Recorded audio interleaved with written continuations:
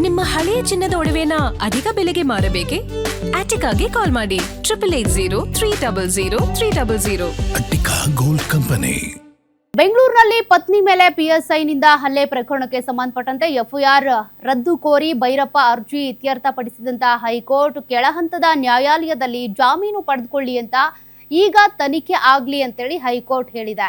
ಕೆಂಗೇರಿ ಪೊಲೀಸರಿಂದ ಪತ್ನಿ ಮೇಲೆ ಹಲ್ಲೆ ಸಂಬಂಧ ಬಂಧಿತನಾಗಿದ್ದ ಪಿಎಸ್ಐ ಭೈರಪ್ಪ ಪತ್ನಿ ಹಾಗೂ ಮಾವನ ಮೇಲೆ ಕೊಲೆ ಯತ್ನ ಕೂಡ ಆಗಿತ್ತು. ಆ ಆರೋಪದಡಿ ಪ್ರಕರಣ ದಾಖಲಾಗಿತ್ತು. ಕೊಲೆ ಯತ್ನ, ವರದಕ್ಷಿಣೆ ಕಿರುಕುಳ ಅಡಿ ಕೇಸ್ ದಾಖಲು ಮಾಡಿಕೊಂಡಿದ್ರು.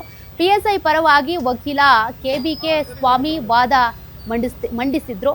ಗ್ರೌಂಡ್ಸ್ ಆಫ್ ಅರೆಸ್ಟ್ ಪೊಲೀಸರು ನೀಡಿಲ್ಲ, ಜಾಮೀನು ನೀಡುವಂತೆ ಮನವಿ ಮಾಡಿದ್ರು. ಪಿಎಸ್ಐ ತನ್ನ ಪತ್ನಿಗೆ ಯಾವುದೇ ಹಲ್ಲೆ ಮಾಡಿಲ್ಲ, ಮೆಡಿಕಲ್ ಮಾಡಿಸಿಲ್ಲ ಅಂತೇಳಿ ಪಿಎಸ್ಐ ಪರ ವಕೀಲರು ವಾದವನ್ನ ಮಂಡಿಸಿದ್ರು.